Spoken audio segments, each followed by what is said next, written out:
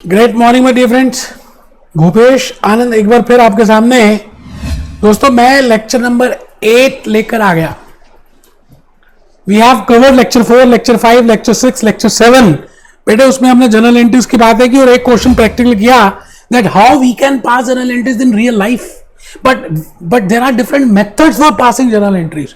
और बेटे, आज जो मैंने अप्रोच बतानी है, आज जो मेथड आपको बताना है, आप मानिए कि वही मेथड आपके पेपर में आने वाला है। That is accounting equation method. एक बच्चा कहने लगा, सर फिर पहले ये क्यों नहीं कराया? बेटे, बेस कैसे बनता, लॉजिक कैसे क्लियर होते? आप रजिस्टर खोलिए बस, just please open your register.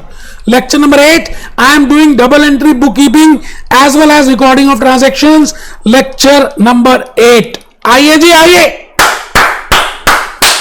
Lecture 8, double entry book keeping plus recording of transactions में आज के लेक्चर में मैंने कुछ बताना है। कहते हैं बेटे, घड़ा जो है ना बूंद बूंद से भरता है। People who get places are the ones who keep moving. देखिए, प्रॉब्लम सबको है, सबकी अलग अलग तरह की प्रॉब्लम्स हैं। ऐसा कोई भी नहीं है जिसको प्रॉब्लम ना हो, बट फिर भी जो लोग उन प्रॉब्लम्स में भी चलते हैं, आपको भी प्रॉब्लम होगा, गर्लफ्रेंड का, बॉयफ्रेंड का, व्हाट्सएप का, सोशल मीडिया का, पेरेंट्स का, ब्रदर्स का। बेटे, ये चलता ही रहना है। आपको उसी प्रॉब्लम में अपनी जगह ढूंढ लेनी है जल्दी से, और जगह तभी मिलने वाली है जब आप चलते रहोगे, पढ़ते रहोगे। बेटे, ACCA F3 financial accounting most important for your examination. मैं आज जो बताने वाला हूं वो ये कहने वाला हूं कि जनरल एंट्रीज के 3 अप्रोचेस होते हैं। मैंने लास्ट लेक्चर्स में बताया 2 approaches, American approach and English approach. English approach तो आजकल हम यूज ही नहीं करते, real account, personal account, nominal account. American approach still we use, but the American approach is based on accounting equation. तो बेटे, अकाउंटिंग इक्वेशन क्या है? I have already told you lecture 2 and 3। अब देखिए, यहां पर यूज आ रहा है अकाउंटिंग इक्वेशन का। तो मैंने आपको सिस्टमैटिकली करना सिखाया कि इस तरह से चलना है। बेटे, accounting equation is assets is equal to capital plus liabilities. Now when asset increases, whether be debited or credited, वो आज मैं लॉजिकली बताने वाला हूं इसी लेक्चर में। प्लीज सिंसियरली इस लेक्चर को देखना। This lecture is very important, very important. Please write down this general entries. There are 3 approaches for that: English approach, American approach, and accounting equation approach. In today's lecture, I will be discussing with accounting equation approach. और बेटे, accounting equation कुछ भी नहीं है, आपको पता ही है। Capital plus liabilities is equal to assets. Now assets can increase or can decrease with the help of that transaction. Capital can increase or capital will decrease with the help of a transaction. Liabilities can increase or liability can decrease with the help of a transaction. वो हमने already discuss किया है। तो जब asset increase होगा तो क्या करना चाहिए, एसेट जब डिक्रीज होगा तो क्या करना चाहिए, कैपिटल जब बढ़ेगी तो डेबिट करें, क्रेडिट करें, लायबिलिटीज जब बढ़ेंगे तो डेबिट करें, क्रेडिट करें। The logics I have given in today's lecture. आज का लेक्चर देखना मोस्ट इंपॉर्टेंट है। आज भी मैंने कुछ पार्ट पेस्ट किया है, बेटे पूरा लेक्चर देखना। आप प्लीज नोट डाउन करना और लॉजिक्स और कंसेप्ट को समझना, बिकॉज उसके बाद फिर आपका कंफर्ट लेवल आ जाएगा, फिर बहुत कुछ समझ आ चुका होगा। ठीक है जी, कि भाई जर्नल एंट्रीज अगर आप किताबों में देखें तो इसका मीनिंग क्या है। बेटे, हमने पिछले लेक्चर में फर्स्ट क्वेश्चन किया, उसको हमने अपने लॉजिक से किया, लेन देन के लॉजिक से। 4 ट्रांजैक्शंस, 4 सिचुएशंस डिस्कस की। तो सबसे पहला काम, आपको आता है तब भी, नहीं आता तब भी, बेटे जनरल का मीनिंग लिखेंगे प्लीज सभी बच्चे। What is the meaning of journal entries? What is the meaning of a journal book? Why we write down in a journal book? So what is the meaning of that? बेटे, बड़ा ही प्यारा सा meaning मैंने लिखा है। Journal is a primary book. बेटे, primary, सबसे स्टार्टिंग की, इनिशियल, पहले प्राइमरी बुक ऑफ अकाउंट। बेटे, ये प्राइमरी बुक ऑफ अकाउंट है, in which transactions are first recorded in a chronological manner. बेटे, क्रोनोलॉजिकल का मतलब क्या है? जो पहले हुई है उसको पहले लिखेंगे, जो बाद में हुई है उसको बाद में लिखेंगे। जो जनवरी 1 को हुई है, जनवरी 1 में पहले आएगी। जो जनवरी 2 में हुई है वो 2 में लिखेंगे। और इवन जनवरी 1 में जो सुबह 10 बजे हुई वो पहले आएगी, 11 बजे हुई वो बाद में आएगी, 1 बजे हो रही है बाद में आएगी, भले वो जनवरी 1 है। इसको बोलते हैं बेटे क्रोनोलॉजिकल मैनर। दोबारा से देखते हैं बेटे, general is a primary book it is a primary book of account. बेटे बड़ी बड़ी इनिशियल बुक ऑफ अकाउंट है, इन विच बेटे ट्रांजैक्शन ही लिखते हैं। मैंने लाखों बार बता दिया what is the meaning of a transaction. एक ऐसा इवेंट जिससे कैपिटल, लायबिलिटीज और एसेट्स में बदलाव आ जाए, जिसमें लेन देन की बातें हो, जिसमें हम कुछ ले रहे हो और कुछ दे रहे हो, बेटे उसका नाम है, उसका नाम है बेटे बेटे उसका नाम है transaction. So general is a book in which we do primary booking, recording of these transactions in chronological order. तो बेटा जनरल का मीनिंग मैंने बताया। मैंने फिर एक बात आपको बताई थी कि आपकी किताबों में दो अप्रोचेस दी हुई है, एनसीईआरटी किताबों में आपकी स्टडी में दो अप्रोचेस दी हुई हैं बेटे। एक का नाम है अमेरिकन अप्रोच और एक का नाम है यूरोपियन अप्रोच। बेटे आप मानिए आपको ये बिना दोनों अप्रोचेस के भी काम चल जाना है। मैंने जो आपको लॉजिक बताया था लास्ट लेक्चर नंबर 4 में, और एक जो पहला क्वेश्चन कराया था वो बेटे भूपेश आनंद के लॉजिक से काम हुआ था। लेन देन और 4 सिचुएशन हमने डिस्कस की थी। बेटे बड़े से बड़े क्वेश्चन हो जाएंगे आपके अगर आप उन लेन देन की बातों को समझ लेंगे। और बेटे बेटे 4 सिचुएशंस बताई थी, things, services, promise, good luck, bad luck. मैं समझता हूं बड़े से बड़े क्वेश्चन हो जाने हैं, लेकिन बेटे क्योंकि बुक में दिया हुआ है आपको 2 मेथड्स, तो मैं आज के लेक्चर में आपको इसमें से 1-2 अप्रोचेस कराने वाला हूं। मैं आज के लेक्चर में अमेरिकन अप्रोच कराऊंगा। तो प्लीज एक बात पॉइंट नंबर 2 में पहले जरूर लिख लें, इन बुक्स प्लीज लिखेंगे देयर आर 2 अप्रोचेस। बेटे अप्रोचेस के स्पेलिंग गलत लिखें, मैं एस लगाऊंगा यहाँ पर बेटे, S approaches there are 2 approaches और मेथड्स। बेटे दो तरीके जो किताबों में लिखे हैं बेटे जनरल एंट्रीज पास करने के, तो जो रेक्टिफिकेशन करते हैं वो दोनों तरीके फॉलो करते हैं। बेटे आपको पेपर में जो भी करना है जनरल एंट्रीज पास करनी है, और जनरल एंट्रीज तो बिल्कुल सेम आएंगी, चाहे आप अमेरिकन अप्रोच लगाएं, चाहे आप यूरोपियन अप्रोच लगाएं, या चाहे आप भूपेश आनंद की सिंपल इंडियन अप्रोच लगाएं। बेटे मैं आपको यही कहने जा रहा हूं, एग्जामिनर को क्या पता कि आपने क्या सोच के एंट्रीज लिखी है। बेटे इसी बात को प्रूव करने के लिए मैं पहला क्वेश्चन, फर्स्ट क्वेश्चन है दोबारा करूंगा। सर दोबारा करेंगे? हाँ बेटे मैंने लास्ट क्लास में उसको अपनी अप्रोच से, इंडियन अप्रोच से किया, आज मैं इसको अमेरिकन अप्रोच से करूंगा और ये बात प्रूव कर दूंगा कि जनरल एंट्रीज बिल्कुल वैसी ही होने वाली हैं, चाहे आप अमेरिकन अप्रोच लगाएं, चाहे यूरोपियन लगाएं, या चाहे भूपेश आनंद की अप्रोच लगाएं। क्यों? क्योंकि बेटा लॉजिक तो सेम है। तो इसलिए आप भले सोचे मेरे से, फिर भी बेटे आंसर वही आने वाला है। लेकिन बेटा मेरा धर्म बनता है कि मैं आपको बताऊं कि अमेरिकन अप्रोच का लॉजिक है क्या। तो बेटे सेकंड पॉइंट लिखें, in books there are 2 approaches methods which can be followed for recording the journal entries. One is the American approach and second is European approach. बेटे मैं आज अमेरिकन अप्रोच करके दिखाऊंगा। अमेरिकन अप्रोच का वैसे दूसरा नाम है अकाउंटिंग इक्वेशन अप्रोच। देखिए लिखा हुआ है, प्लीज आप सब लिखें, बैलेंस शीट इक्वेशन अप्रोच। बेटे अकाउंटिंग इक्वेशन वही वाली जिसके मैंने 28 लेक्चर दिए बेटे, वही capital plus liability is equal to assets. बेटे याद है capital plus liability is equal to asset. मैंने बताया था कैपिटल क्या होती है, लायबिलिटीज 3 तरह की कौन सी होती हैं, एसेट्स कौन से होते हैं। मैं फिर बताऊंगा, अगर आपने मान लो अकाउंटिंग इक्वेशन का चैप्टर नहीं किया तो मैं बेटे फिर भी बताऊंगा, कोई टेंशन की बात ही नहीं है। आप बस लिखे पहले बेटे भूपेश आनंद लॉजिकल अप्रोच क्या थी, जो हमने लास्ट लेक्चर में की थी, लेक्चर 4 में, और उसके ऊपर पहला क्वेश्चन किया था। मैंने कहा था लेन और देन से काम चल जाएगा। बेटे 4 सिचुएशंस, थिंग्स की, सर्विसेज की, प्रॉमिस की, और गुड लक की और बैड लक की, गुड लक की और बैड लक की। बेटे 4 सिचुएशंस, लेन देन, आप समझ जाना कि आप आराम से जनरल एंट्रीज पास कर सकते हो। हमने पिछले लेक्चर में, लेक्चर 4 में पहले क्वेश्चन को इसी अप्रोच से किया था।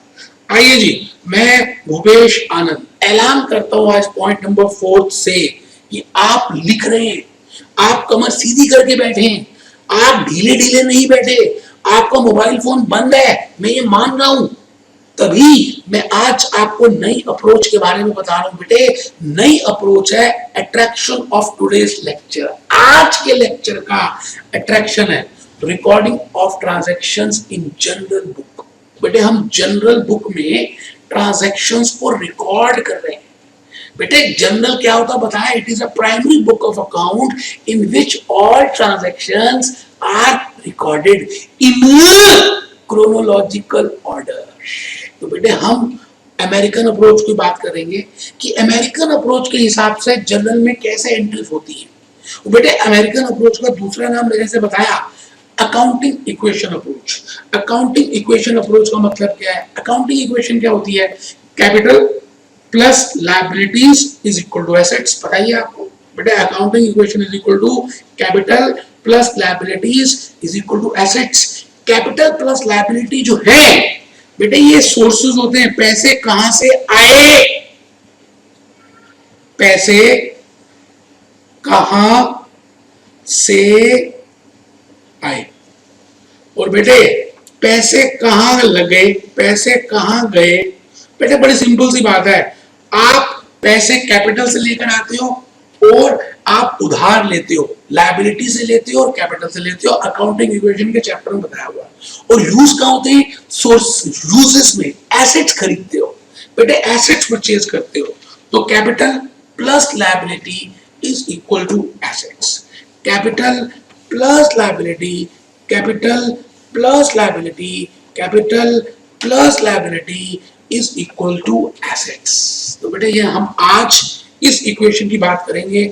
इसमें है क्या बेटे, कुछ बातों का ध्यान रखना है, बस छोटी सी बातें आपको सब पता है, क्योंकि कुछ बच्चों ने अकाउंटिंग इक्वेशन के लेक्चर्स मेरे नहीं देखे, तो इसलिए मैंने ये बातें थोड़ी सी अलग से लिख दी। पॉइंट्स और कंसेप्ट्स टू बी कंसीडर्ड और to be taken into account in following और in adopting accounting equation approach. तो बेटे fifth point, points slash concepts to be kept in mind, points slash concepts to be kept in mind in following accounting equation method for recording in general book। तो सबसे एक point तो पहले लिख दीजिए कि बेटे अकाउंटिंग इक्वेशन होती क्या है। आपको पता है, मुझे पता है, आप फिर भी ढीले नहीं बैठे और आप लिख रहे हैं capital plus liabilities is equal to assets. बेटे मैंने एसेट्स का एक नेचर बताना है इस पॉइंट नंबर ए में, तो समझ लीजिए नई चीज बताने जा रहा हूं। बेटे एसेट का एक नेचर होता है, जैसे आप हरी मिर्च खाएं तो उसका क्या नेचर है? बेटे तीखी होती है, मिर्च लगती है, आंखों से पानी निकलता है, नाक से धुएं निकलती है, उसका नेचर ही ऐसा है। जैसे सांप है, बेटे सांप का नेचर कैसा है? हमेशा हमेशा काटने को दौड़ता है। तो बेटे हर व्यक्ति का नेचर होता है, हर चीज का नेचर है। बर्फी खाते हैं आप काजू वाली, बेटे काजू कतली, बेटे उसका नेचर क्या है? मीठा नेचर है। तो इस दुनिया में जो भी चीजें हैं उसका सबका नेचर है।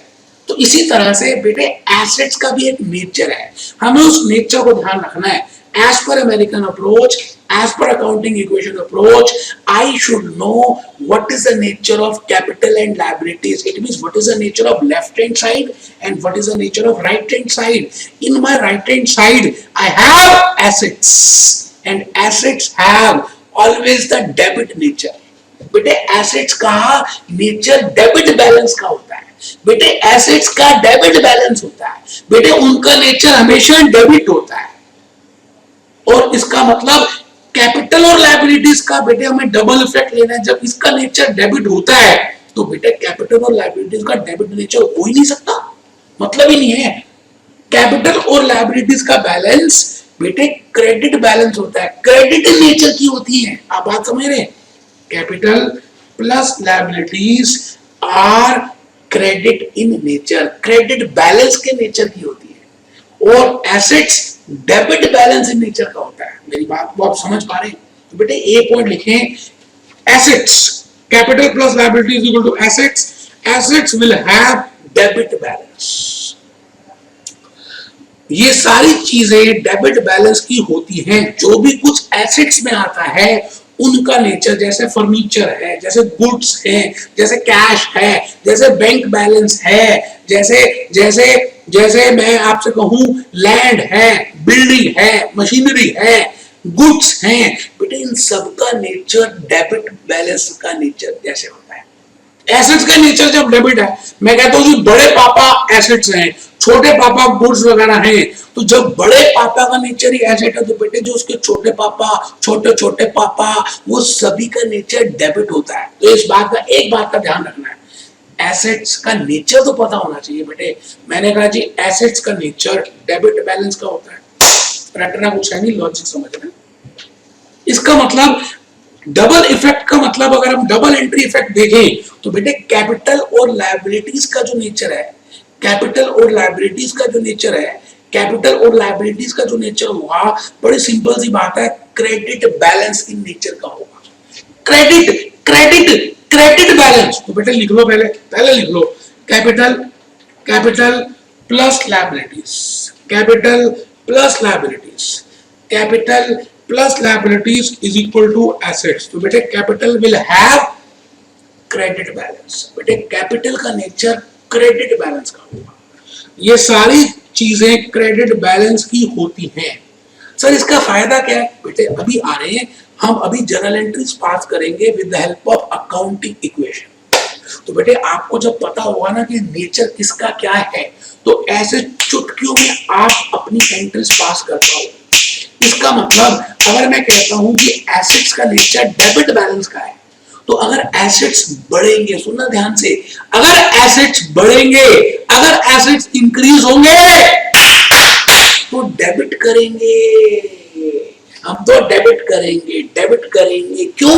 क्योंकि एसेट्स का नेचर डेबिट बैलेंस का होता है। अगर एसेट्स कम होंगे, डिक्रीज होंगे, तो हम तो क्रेडिट करेंगे, क्रेडिट करेंगे, क्रेडिट करेंगे। क्यों? क्योंकि एसेट्स का नेचर डेबिट बैलेंस का होता है। बस बेटे ये बात अगर आपको समझ आ गई, जो समझनी क्या है, हमें नेचर समझना है बेटा। नेचर क्या है, नरेंद्र मोदी जी का नेचर क्या है, ट्रंप का नेचर क्या है, उनको क्या चीज अच्छी लगती है, क्या चीज खराब लगती है। आप मुझे बताइए, नरेंद्र मोदी जी को जब आप मिलने जाएंगे तो क्या आप उससे पहले उनके नेचर के बारे में नहीं खुलासा करवाएंगे, या आपको पता नहीं होना चाहिए कि उनको कौन से गुलाब अच्छे लगते हैं? उनको पीले गुलाब अच्छे लगते हैं, उनको गेंदे के फूल अच्छे लगते हैं, उनको मोगरा अच्छा लगता है, उनको चमेली अच्छी लगती है। तो बेटा कुछ तो लेके जाएंगे ना, प्राइम मिनिस्टर से मिलने जा रहे हैं तो वो फूल लेकर जाएंगे, तो आपको नेचर पता होना चाहिए ना। तो मैंने कहा जी हम अकाउंटिंग इक्वेशन का जब मेथड फॉलो करेंगे तो हमें ये नेचर पता होना चाहिए कि आरएचएस का नेचर क्या है, एलएचएस का नेचर क्या है। आरएचएस क्या है? एसेट। मैंने कहा जी एसेट का नेचर डेबिट बैलेंस का होना चाहिए, और लायबिलिटीज का और कैपिटल का नेचर क्रेडिट बैलेंस का होता है। इसका मतलब अगर एसेट्स बढ़ते हैं तो हम डेबिट करते हैं, एसेट घटते हैं, कम होते हैं तो हम क्रेडिट करते हैं, क्योंकि एसेट्स का नेचर डेबिट होता है। इसी तरह से बेटे इसका उल्टा ऑपोजिट, लायबिलिटीज और कैपिटल का नेचर क्रेडिट नेचर का होता है, क्रेडिट बैलेंस नेचर का होता है। इसका मतलब लायबिलिटीज और कैपिटल जब बढ़ेंगी, लायबिलिटीज और कैपिटल जब बढ़ेंगी तो हम क्रेडिट करेंगे, और लायबिलिटीज और कैपिटल जब कम होंगी, लायबिलिटीज और कैपिटल जब कम होंगी तो हम डेबिट करेंगे। तो बेटे वही बात लिखी है, आइए एक बार हम लिख लें, फिर मैं और समझाऊंगा बेटे। डेबिट बैलेंस का मतलब बी पॉइंट में लिख रहे हैं बेटे, मैं points to be kept in mind, मैं आपको कुछ कंसेप्ट्स, कुछ लॉजिक्स बता रहा हूं, आपने वो लॉजिक्स का, वो कंसेप्ट्स का ध्यान रखना है बेटे। एक कंसेप्ट मैंने बताया, capital plus liability is equal to assets. फिर मैंने कहा एसेट्स का नेचर ये होता है, कैपिटल और लायबिलिटी का नेचर ये होता है। फिर आपको मैंने कहा बी पॉइंट लिखिए, डेबिट बैलेंस का मतलब एसेट का नेचर डेबिट होता है, सिंपल सी बात। So whenever debit balance nature items, मतलब whenever asset increases, C point बेटे, छोले भटूरे खाए तो उसका नेचर अलग है ना, मसाला डोसा खाए तो नेचर अलग है ना, हर चीज का नेचर अलग है ना। तो बेटे एसेट का नेचर डेबिट बैलेंस का होता है। इसका मतलब when asset increases, when debit balance item increases, then we debit it, and whenever debit balance nature item asset decreases, whenever debit balance nature item decreases, whenever debit balance item decreases, तो हम क्या करते हैं बेटे, credit करते हैं। तो बड़ा सिंपल है बेटे, एसेट के लिए समझ आ गया। उसके बाद मैं तो कहता हूं आप बाकी कुछ खुद गाथाएं लिख दोगे, अब किताबें लिख दोगे, जर्नल एंट्रीज तो बेटा बहुत पीछे रह गई, आप बड़ी बड़ी बुक्स लिखने वाले हो बेटे। सी पॉइंट लिख लो, क्रेडिट बैलेंस का मतलब, क्रेडिट बैलेंस मींस या उसका मतलब कैपिटल एंड लायबिलिटीज का नेचर क्रेडिट होता है, कैपिटल और लायबिलिटीज का नेचर क्रेडिट होता है, कैपिटल और लायबिलिटीज का नेचर क्रेडिट होता है। इसका मतलब whenever credit balance nature item increases, whenever credit balance nature item increases, whenever credit balance nature item increases, तो बेटे उसका नेचर ही क्रेडिट है, इंक्रीज हो रहा है तो क्रेडिट करेंगे। whenever credit balance nature item decreases, अगर क्रेडिट बैलेंस नेचर की आइटम डिक्रीज होती हैं तो बेटे डेबिट करेंगे, क्योंकि हमें नेचर के बारे में पता चल गया है। आइए जी, मैं भूपेश आनंद आपको एक बात बड़ी सिंपल सी कहने जा रहा हूं, बस ये 2-3 बातें अगर आपने समझ ली हो तो बेटे मैं पहले क्वेश्चन को दोबारा से करने वाला हूं। सारी बातें मैं भी समझाऊंगा, आप बिल्कुल टेंशन मत लें। अगर आपको अभी तक 2-3 बातें नहीं भी समझ आई तो कोई बात ही नहीं है, टेंशन लेने का नहीं, टेंशन देने का। भूपेश आनंद को टेंशन देने का। मैंने फिर कहा जब लेक्चर स्टार्ट किया था कि जब आप जर्नल एंट्रीज बनाएं तो आप मेरे मेथड को भी माइंड में सोच सकते हैं, एंट्रीज हो जाने वाली। तो एग्जामिनर को थोड़ी पता कि आपने क्या सोच के एंट्रीज बनाई है, लेकिन बेटे मेरा धर्म है ना, मैं सारे मेथड्स बताऊंगा, फिर आप फॉलो करना चाहो जो कर ले। आइए बेटे फर्स्ट क्वेश्चन में हम दोबारा से 1 तारीख से लेकर बेटे 1 तारीख से जनवरी 1 से 31 जनवरी तक जितनी भी ट्रांजैक्शन हुई है हम उनका लेखा जोखा करेंगे। हम उसको अपनी प्राइमरी बुक ऑफ एंट्री में, हम उसको अपनी प्राइमरी जनरल बुक में एंटर करेंगे। तो बेटे उसको करने के लिए एक फॉर्मेट बताया था, तो बेटे जल्दी से वो फॉर्मेट मैंने तो प्रिपेयर कर ही लिया बेटे। ऊपर लिखा जनरल एंट्रीज, पहला कॉलम बनाया डेट का, दूसरा बनाया पर्टिकुलर्स का जिसमें हम रीजन लिखेंगे, जिसमें हम कारण लिखेंगे, तीसरा तो चिन्ह से बनाया, चिन्ह सी लेजर फोलियो। फोर्थ कॉलम बनाया बेटे डेबिट का। बेटे हम डबल एंट्री इफेक्ट कर रहे हैं ना, तो जिस चीज को हम डेबिट करेंगे उसको डेबिट साइड भी लिखेंगे, और जिस चीज को क्रेडिट करेंगे उसको क्रेडिट भी लिखेंगे, मतलब जो आइटम को, जो एलिमेंट को। और आपको पता है हम डबल एंट्री में जितने अमाउंट से डेबिट करेंगे उतने ही अमाउंट से क्रेडिट भी करेंगे, और बेटे लास्ट में उस कारण को लिख देंगे आराम से। बेटे मैंने 2 पेज अपने बनाए जिसमें लाइंस वाइंस ड्रॉ कर दी। तो बेटे मैं इसके बाद आ रहा हूं पहले जनवरी 1 में आराम से बेटे मैं अकाउंटिंग इक्वेशन। बेटे मुझे पता है ये क्वेश्चन मैंने करा दिया, एक बच्चा हंस रहा है मास्टर ये क्वेश्चन तो पिछले क्लास में करा चुका लेक्चर 4 में। बेटे मुझे पता है, मुझे आपका भला देखना है बेटे, जल्दबाजी में कोई चीज मुझे खत्म नहीं करनी। मैं आपसे ये कहना चाह रहा हूं वो मैंने अपने अप्रोच से कराया था, आज मैं अमेरिका के अप्रोच से करा रहा हूं और ये प्रूव कर दूंगा कि एंट्रीज वही आएंगी, फिर आप पेपर में जो मर्जी अप्रोच फॉलो करें वो देखेंगे। तो पहला क्वेश्चन, पहली एंट्री, पहला प्यार, पहली बात, जनवरी 1 Ramlal started business with cash ₹50,000। Ramlal ने अपना बिजनेस शुरू किया 50,000 रुपए लगाकर। हमें पता है कि जब हम अकाउंटिंग इक्वेशन का अप्रोच लगाते हैं तो जो पहली एंट्री होती है या जो पहली ट्रांजैक्शन होती है और जो भी ओनर लेकर आता है उन सभी एसेट्स को हम जमा कर देते हैं और उतनी ही कैपिटल बन जाती है रामलाल की। इधर एसेट्स बन जाते हैं, इधर कैपिटल बढ़ जाती है। जैसे यहां पर एक ही एसेट लेकर आया रामलाल और वो है कैश, तो बेटे कैश का बैलेंस, बेटे कैश एसेट है, कैश थिंग है, तो बेटे कैश का बैलेंस एसेट साइड में बढ़ेगा। और इधर इधर इधर बेटे रामलाल ओनर है, हम रामलाल का नाम नहीं यूज करेंगे, उसकी जगह कैपिटल का वर्ड यूज करेंगे, तो कैपिटल भी बढ़ेगी। बेटे इधर से कैश बढ़ रहा है, इधर से कैपिटल बढ़ रही है। मैं अपनी अकाउंटिंग इक्वेशन में कैसे करूंगा वो बता रहा हूं बेटे। आप सबको कसम होगी अगर आपने ये एक्सप्लेनेशंस ना लिखी, मैं फिर रिपीट करता हूं बेटे, आगे वाले क्वेश्चंस बहुत आसान हो जाएंगे आपसे करने। अगर आज थोड़ा सा कष्ट सह लिया बेटे, आज थोड़ा सा कष्ट सहना है और जनवरी 1 की एंट्री लिखनी है। Ramlal started business with cash ₹50,000 लिखा हुआ है, आपके लिए लिखा है। Now as per accounting equation हमें पता है अकाउंटिंग इक्वेशन में बेटे कैपिटल बेटे कैपिटल बेटे capital plus liability is equal to assets, ये अकाउंटिंग इक्वेशन है। तो हमें ये देखना है कि इन तीन एलिमेंट्स में कौन कौन से एलिमेंट में क्या क्या इंपैक्ट आ रहा है। बेटे पहला इंपैक्ट, जब कैश आएगा तो कैश एसेट है, कैश बढ़ रहा है, एसेट्स बढ़ रहे हैं, तो बेटे मैं उस केस में कैश को बढ़ाऊंगा। दूसरा इंपैक्ट, बेटे रामलाल कैपिटल ला रहा है तो मैं कैपिटल को बढ़ाऊंगा।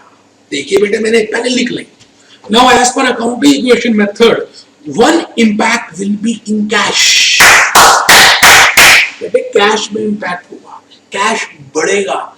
As per business entity concept, Ramlal एक है और बिजनेस अलग है। as per business entity assumption, दोनों are separate parties, so cash in the business will increase. Second impact will be capital, Ramlal owner की कैपिटल भी बढ़ेगी, इंक्रीज होगी। अब देखो मैंने उसको अकाउंटिंग इक्वेशन में आपको समझाने के लिए लिखा है कि भाई हम अकाउंटिंग इक्वेशन कर रहे हैं, तो मैं जितनी भी एंट्रीज करूंगा आज इस फर्स्ट क्वेश्चन में, क्योंकि दोबारा कर रहा हूं बेटे, मैं वहां पे अकाउंटिंग इक्वेशन बनाऊंगा और उस अकाउंटिंग इक्वेशन की मदद से आपको सब बताऊंगा आराम से। पहले ये चित्र बना लीजिए जो मैंने चित्र बनाया, एसेट्स के नीचे लिखा मैंने डेबिट बैलेंस और उसके नीचे दो ब्रांचेस बनाई। इंक्रीज का मतलब है जब एसेट्स बढ़ेंगे, क्योंकि एसेट का डेबिट बैलेंस होता है तो हम डेबिट करेंगे। एसेट्स जब कम होंगे, एसेट्स जब कम होंगे क्योंकि एसेट्स का डेबिट बैलेंस होता है, इसलिए हम एसेट्स को क्रेडिट करेंगे। क्योंकि बेटे अकाउंट्स में तो हम डेबिट और क्रेडिट की भाषा यूज करने वाले हैं ना। इसी तरह से लायबिलिटीज और कैपिटल का नेचर क्रेडिट इन नेचर होता है, तो जब लायबिलिटी या कैपिटल इंक्रीज होगी तो हम क्रेडिट करेंगे, और जब लायबिलिटीज और कैपिटल कम होगी तो हम डेबिट करेंगे। इतना कुछ समझने की टेंशन नहीं, खाली नेचर पता होना चाहिए आपको। ठीक है जी, तो आपने बना लिया, तो आगे चल रहे। बेटे बेटे कैपिटल 50,000 रुपए से बढ़ रही है, क्यों? क्योंकि रामलाल कैपिटल लेकर आ रहा है और इधर से कैश भी बढ़ रहा है। बेटे नोट करते जाओ साथ साथ, इधर से कैश भी बढ़ रहा है तो कैश एसेट है, इधर से कैपिटल बढ़ रही है। और बेटे अकाउंटिंग इक्वेशन में दोनों का बराबर होना चाहिए, दोनों side, left hand side is equal to right hand side. तो इधर से 50,000 की कैपिटल बढ़ी, इधर से कैश बढ़ा, लायबिलिटी में कोई चेंज नहीं आया। तो बेटे जब कैश बढ़ा, कैश एसेट है, एसेट का डेबिट बैलेंस का नेचर होता है, तो मैं एसेट को डेबिट करूंगा, कैश विल बी डेबिटेड। इधर से लायबिलिटी कैपिटल भी बढ़ी और कैपिटल का नेचर होता है क्रेडिट, तो बेटे कैपिटल को मैं क्रेडिट करूंगा क्योंकि ये क्रेडिट बैलेंस इन नेचर होती है। देखो जी मैंने क्या लिखा है, as per accounting equation cash will be debited and capital will be credited. तो देखिए जी मैंने इसको अब क्या करना है, अपनी जर्नल एंट्रीज में लिख देगा। मैंने वही जर्नल एंट्रीज पास करनी है, वही आएंगे, आप चेक करना, जो हमने लास्ट क्लास में की थी, लास्ट लेक्चर में की थी, लेकिन आपको दोबारा बनानी है। आइए जी जनवरी 1, पहली तारीख फर्स्ट डेट लिख रहे हैं जी, कैश अकाउंट डेबिट, हट के बेटे क्रेडिट को लिखने से पहले हट के जगह बना के और टू लिखना है, तो टू कैपिटल बेटे cash account debit to capital, cash account debit to capital. ठीक है जी, इसका मतलब कैश को हमने डेबिट किया, कैपिटल को हमने क्रेडिट किया। हम कर रहे हैं as per accounting equation method. और बेटे 50,000 रुपए से डेबिट हुआ कैश और 50,000 रुपए से ही कैश क्रेडिट हुआ। और बेटे नीचे कारण लिख देंगे, रीजन लिख देंगे, नरेशन लिख देंगे, ये वही वाली आएगी। आप दोबारा लिखेंगे, बीइंग, लिखो जी, being started business with cash. पर्दा है, पर्दे के पीछे पर्दे के पीछे राज छुपा है, तो पर्दा बनाइए बेटे, ब्रैकेट को मैंने बोला पर्दा, और द एंड कीजिए, पर्टिकुलर्स के नीचे एक लाइन डाल दीजिए बेटे, इसको बोलते हैं द एंड। बेटे फॉर्मेट है, ये तरीका है किसी भी चीज को करने का। जैसे आपको पता है नवरात्रे आते हैं तो सब डांडिया खेलने जाते हैं गुजरात में, तो बेटा डांडिया खेलने के लिए कोई जीन्स में थोड़ी जा सकता है, डांडिया खेलने की अलग से एक ड्रेस है, उसके उसमें अलग से 2 डंडियां रखनी पड़ेगी, अलग से टोपी होगी, अलग से ड्रेस होगी, बॉयज की अलग होगी, गर्ल्स की अलग होगी। तो बेटे एक फॉर्मेट है ना किसी भी चीज को करने के लिए, तो जनरल को करने के लिए हम इस फॉर्मेट को फॉलो करेंगे। आप आराम से लिख दीजिए, जनवरी 1 की एंट्री में कर चुका हूं as per accounting equation method. कोई टेंशन नहीं है, कोई जल्दी नहीं है, पहले मैं सारी एंट्रीज कर दूंगा और फिर खुलासा करूंगा कि जो लेक्चर नंबर 4 में आपने एंट्रीज की थी हम उसको टैली करेंगे, क्या हमारी लेक्चर 4 की और लेक्चर 5 की एंट्री सेम आ रही है, क्योंकि लेक्चर 4 में मैंने अपनी अप्रोच बताई थी और लेक्चर 5 में मैं ट्रम्प की अप्रोच बता रहा हूं, अमेरिकन अप्रोच बता रहा हूं। तो बेटे लॉजिक हमारा सही निकलेगा, दोनों का आंसर सेम आएगा। आइए जी, second transaction, January 4, purchase goods for cash ₹7,000। बेटे बिजनेस ने गुड्स को खरीदा। बेटे मैंने एक बात आपको लास्ट क्लास में बताई थी कि जब भी गुड्स आएगा, हम अब गुड्स जब हम खरीदेंगे या गुड्स हम बेचेंगे, तो बेटे हम गुड्स का नाम गुड्स नहीं लिखेंगे, हम उसकी जगह उसका इवेंट लिखेंगे, उसका कारण लिखेंगे। गुड्स अगर खरीदी गई, परचेज ऑफ गुड्स हुई, तो मैं बेटे परचेजेस को डेबिट करूंगा, ना कि गुड्स को डेबिट करूंगा। या सेल हुई गुड्स की, गुड्स कम हुई, गुड्स एसेट है, गुड्स का एसेट का डेबिट नेचर होता है, अगर गुड्स कम हुई और मुझे गुड्स को क्रेडिट करना पड़ा, तो मैं गुड्स को क्रेडिट नहीं करूंगा, सेल्स को क्रेडिट करूंगा। बेटे बात समझ आ रही है जो मैं कहना चाह रहा हूं? मैं भूपेश आनंद ये ऐलान करता हूं कि जब भी गुड्स खरीदी जाएं तो आप इवेंट का नाम लिखो, आप परचेजेस लिखो, गुड्स मत लिखो। इसके पीछे कारण बताऊंगा, लॉजिक है, अभी समझा रहा हूं। और जब भी गुड्स बिके, आप इवेंट का नाम लिखो, आप सेल्स लिखो, आप उसके अगेंस्ट गुड्स मत लिखो। बेटे इसके पीछे रीजंस हैं, अभी देखते हैं एक सेकंड में। पहले आप एंट्री पढ़ी दोबारा से जनवरी 4 की, परचेज गुड्स फॉर कैश ₹7,000। बेटे कैश दिए और 7,000 की गुड्स खरीद ली, कैश दिए और 7,000 की खरीद ली। किससे खरीदी? हमें क्या मतलब है किससे खरीदी भैया? हमने कैश दिए, चाहे वो चोर हो डाकू, हमें क्या लेना है? हमने उसको पैसे दिए और गुड्स ले ली। हाँ, अगर हम उधार में खरीदते या हम उधार में बेचते, मतलब क्रेडिट में परचेज करते या क्रेडिट में सेल करते, तो आपने देखा होगा उस केस में हमें प्रॉमिस लेना पड़ता है या प्रॉमिस देना पड़ता है। बेटे जब भी हम प्रॉमिस लेते हैं या जब भी प्रॉमिस देते हैं, तो बेटे जिसको प्रॉमिस देते हैं या जिससे प्रॉमिस लेते हैं उसका नाम पता होना चाहिए ना। तो जब भी हम गुड्स को क्रेडिट में बेचेंगे या क्रेडिट में खरीदेंगे, आप नोट करना, आपको वहां पे उसका नाम बताया जाएगा। जैसे पिछली क्लास में हमने किया था, नाम एक लाला जी थे, एक मोहनलाल था, अभी आ रहा है बेटे, आप टेंशन मत ले। क्या लगता है जनवरी 4 की ट्रांजैक्शन सबने पढ़ ली? अच्छा पढ़ लिया है तो चलते हैं।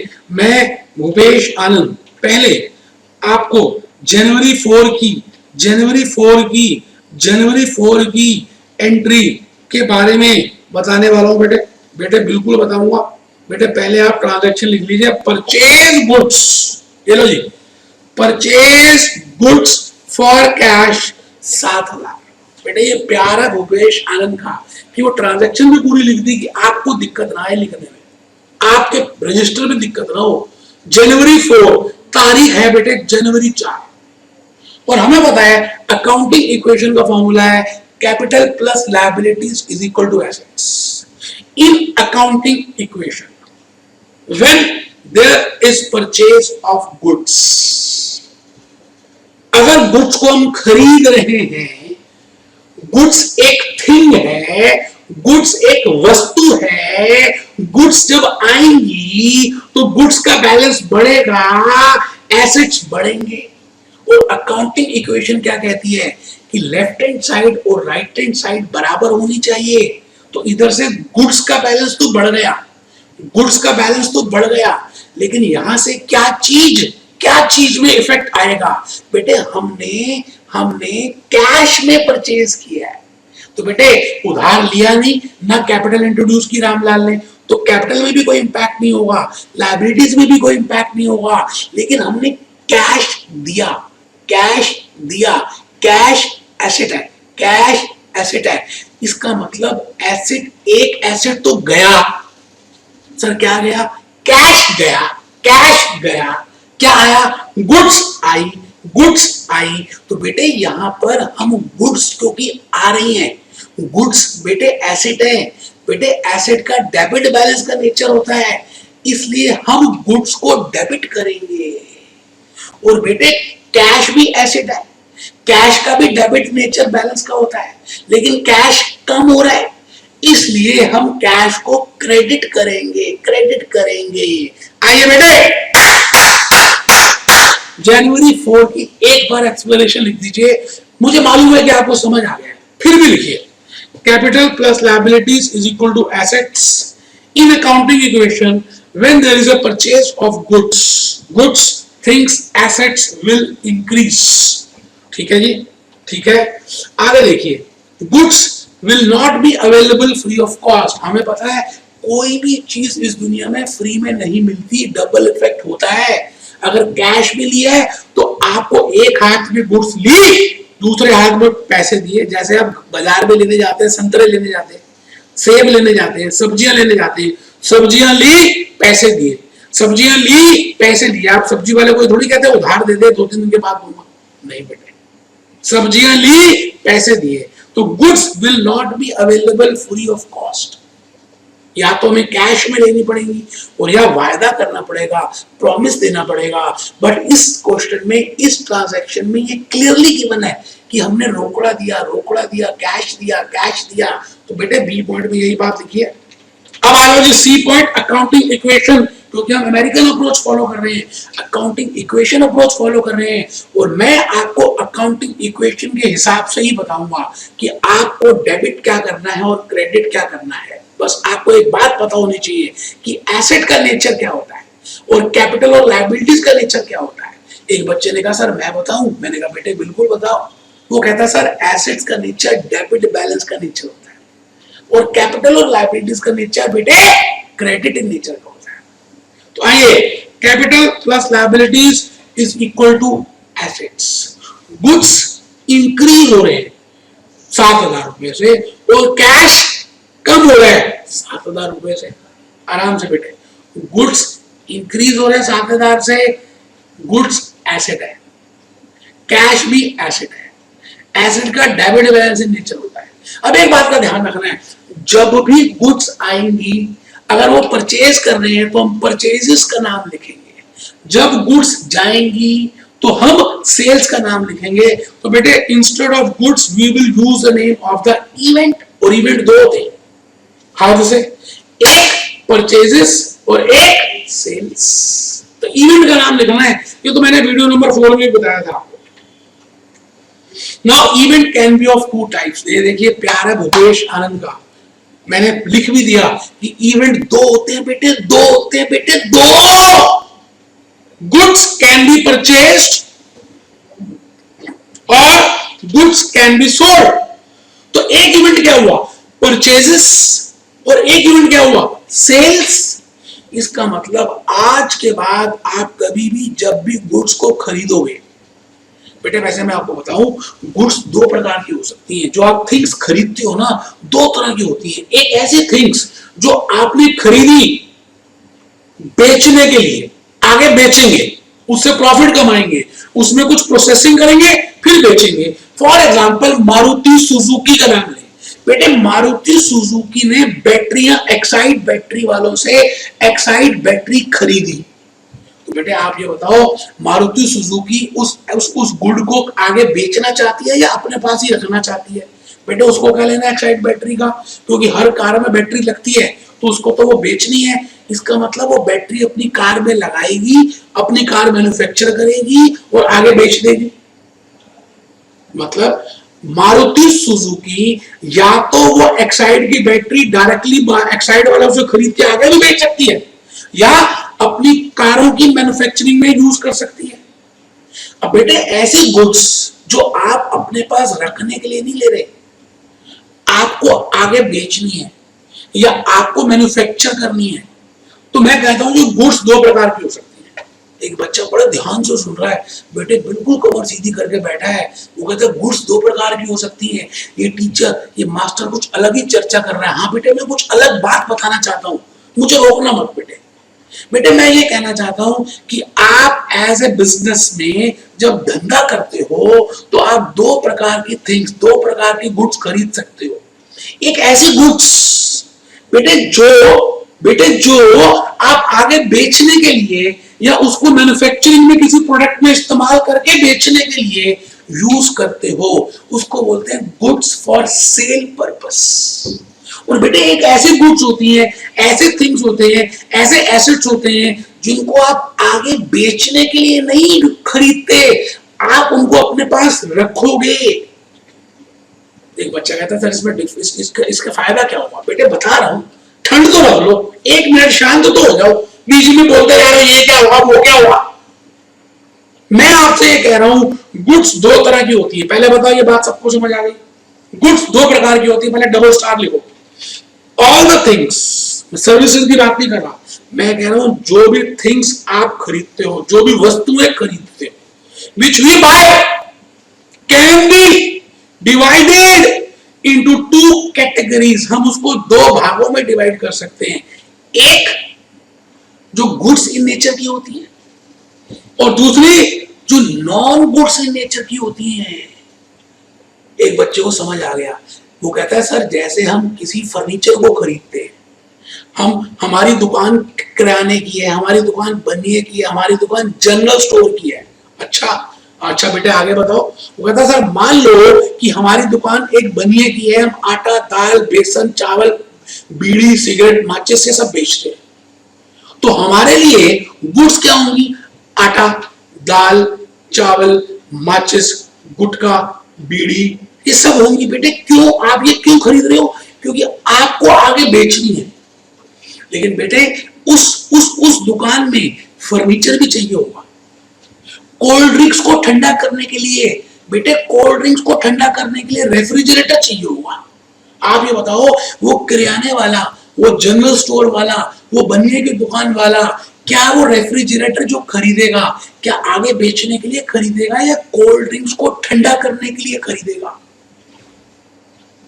बेटे एक बच्चा कह भी रहा है कि सर वो उस रेफ्रिजरेटर को बेचने के लिए नहीं खरीद रहा, वो उन कोल्ड ड्रिंक्स को ठंडा करने के लिए खरीद रहा है। तो बेटे गुड्स दो प्रकार की हुई, एक ऐसे गुड्स जिसको हम आगे बेचने के लिए खरीदते हैं या मैन्युफैक्चर करके उस प्रोडक्ट में यूज करके आगे बेच देते हैं, और एक ऐसे गुड्स जो हम अपने पास रखते हैं बेचने के लिए नहीं।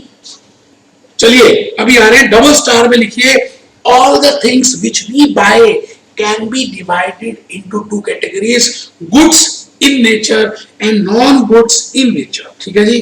अब मैंने एग्जांपल जो दिया वही बता रहा हूं। Goods are those things which we purchase for the purpose of sale. Goods वो होती हैं, आज से हमने गुड्स का नाम अलग मान लिया, अलग डेफिनेशन समझनी है।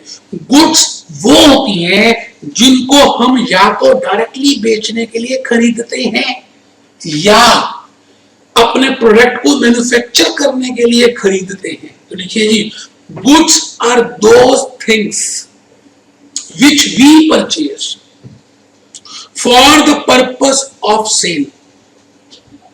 Goods are those things, goods are those things which we purchase for the purpose of sale or for the purpose of manufacturing।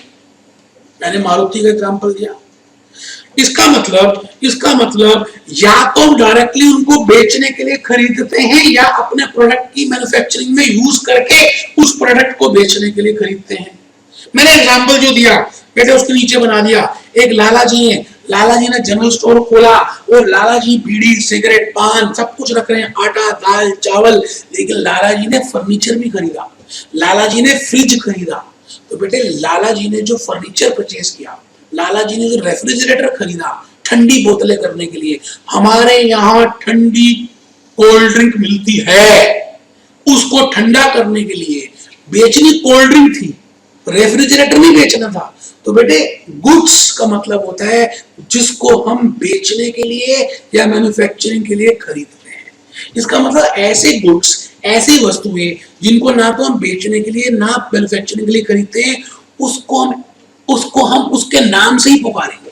जैसे फर्नीचर खरीदा तो फर्नीचर के नाम से पुकारेंगे, रेफ्रिजरेटर खरीदा रेफ्रिजरेटर के नाम से पुकारेंगे, कंप्यूटर खरीदा लाला जी ने अपनी पूरा हिसाब किताब के लिए, कंप्यूटर के नाम से पुकारेंगे। मेरी बात आप समझ रहे हैं? देखिए बेटे बेटे एक इस केस स्टडी में एक बार ये जरा सा चित्र बना दीजिए, क्योंकि ये चित्र आपको आने वाले 2-3 महीनों के बाद मदद करेगा कि मैंने बोला क्या था, भूपेश आनंद ने क्या एग्जाम्पल देके क्या बातें समझाने की कोशिश की।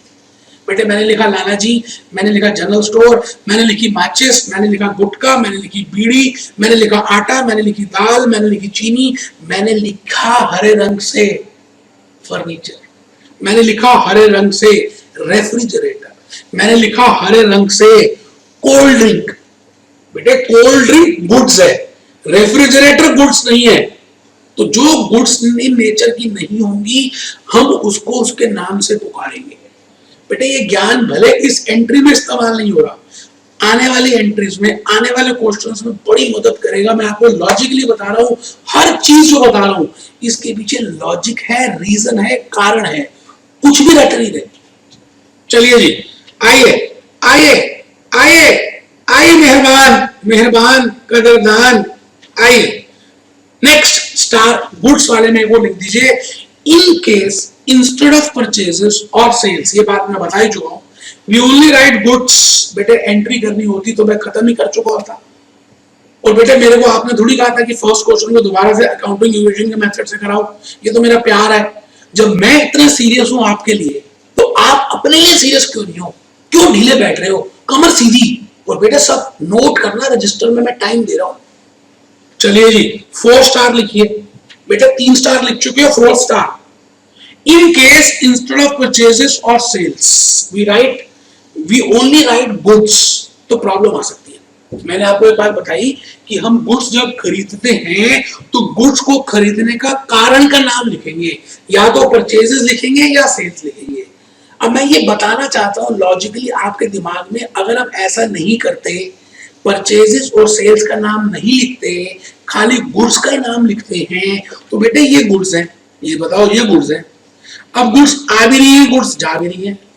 बेटे जा रही है सेल्स प्राइस में, आ रही है कॉस्ट प्राइस में।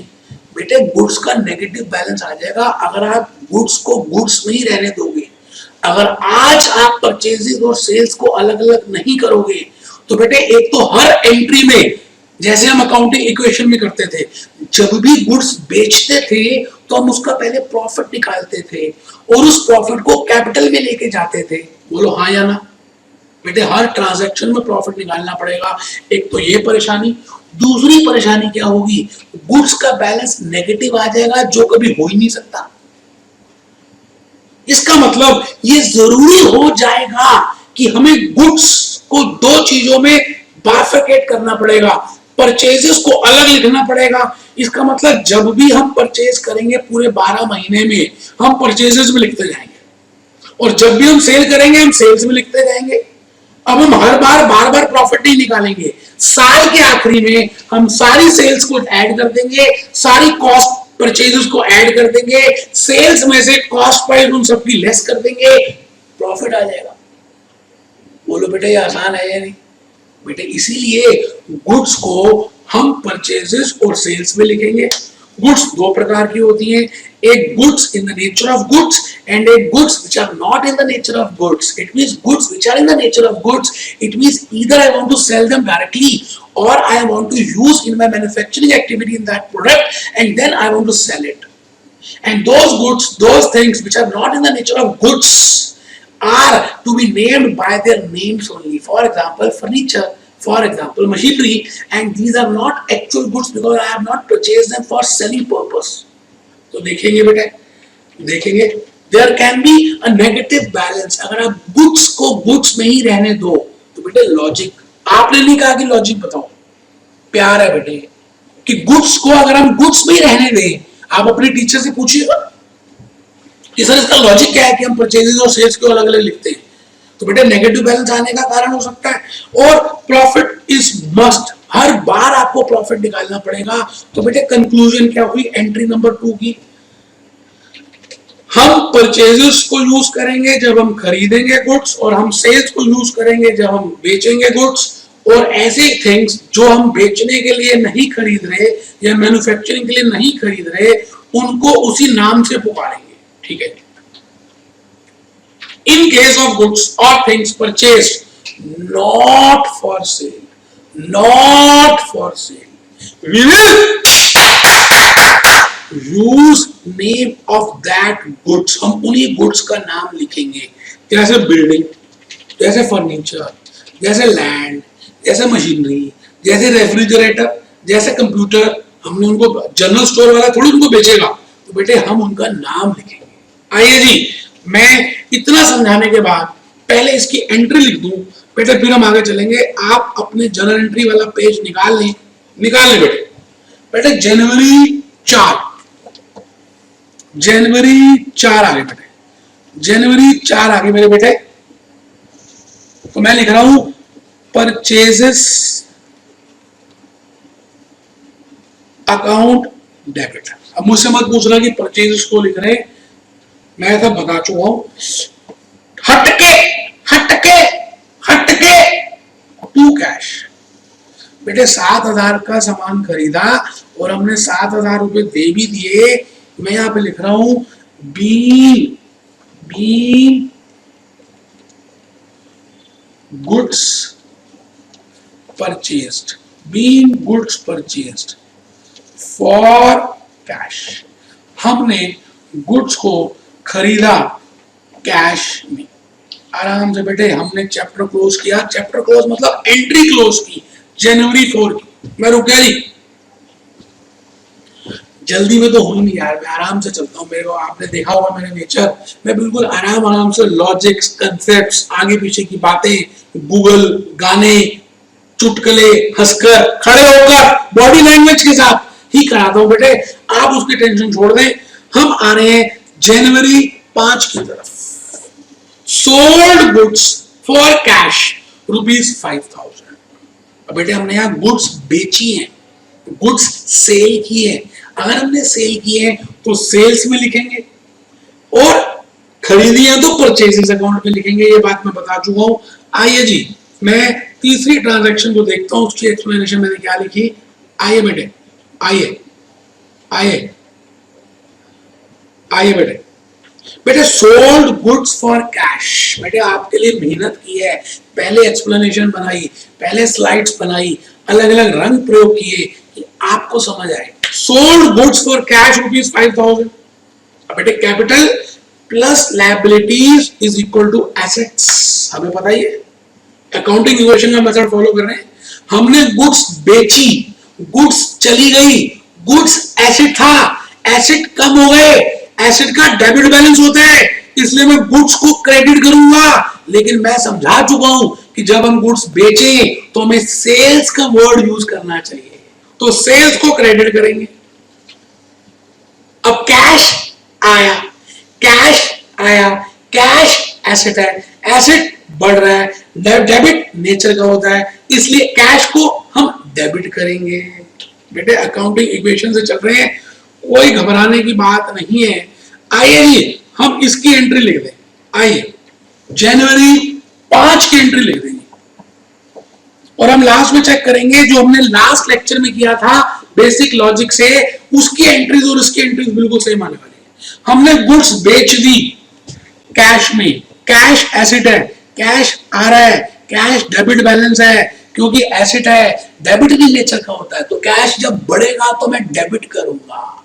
गुड्स भी एसेट है, उनका भी डेबिट नेचर होता है, लेकिन ये गुड्स कम हो रही है इसलिए मैं क्रेडिट कर रहा हूं। हटके एक बच्चे ने आज ही लेक्चर शुरू किया, वो कहता है ये मास्टर पागल है, हर थोड़ी देर बोलता हटके। बेटे इसके लिए आपको पिछले लेक्चर्स देखने पड़ेंगे कि मैं क्यों बोलता हूं हटके। कितने की है जी? 5,000। बेटे मेरे सामने बुक है, मैं बुक से देख लेता हूं, आप जरूर अपने सामने भी बुक रखें जो मैंने आपको प्रोवाइड की है। Be sale of goods in cash. बेटे हमने कैश में बेची, पर्दा लगाइए और द एंड कीजिए। बेटे मैं 3 एंट्रीज कर चुका हूं as per accounting equation method. मैं आ गया जी नेक्स्ट एंट्री की तरफ। Purchase goods from Mohan, credit. Purchase goods from Mohan. बेटे हमने गुड्स दोबारा खरीदी, इवेंट हुआ परचेजेस का, इसलिए हमें इवेंट का नाम लिखना है। और हमने मोहन से खरीदी, लेकिन मोहन को अभी तो ठेंगा दिखाया कि मोहन अभी हम पैसे नहीं देंगे, हम तेरे को अभी प्रॉमिस दे रहे हैं। मोहन तू हमारी क्रेडिटर बन जा। बेटे जिससे हम सामान उधार में खरीदे वो हमारा क्रेडिटर बन जाता है ना। तो बेटे मोहन हमारा क्रेडिटर बन गया, मोहन से हमने उधार में सामान खरीदा है, कर्ज लिया है, हमारी लायबिलिटी बढ़ गई। बेटे लायबिलिटी 3 तरह की होती है, एक लोन ले, एक उधार में सामान खरीदे और एक आउटस्टैंडिंग एक्सपेंसिव लोन। तो बेटे हमने कर्ज लिया है, तो चेक करो हमने क्या पहले अकाउंटिंग इक्वेशन में क्या लिखा है। आइए पहले अकाउंटिंग इक्वेशन में देख लें, उसकी एक्सप्लेनेशन क्या लिखी है। आओ बेटे आओ बेटे। सोल्ड गुड्स तो हो गया बेटे,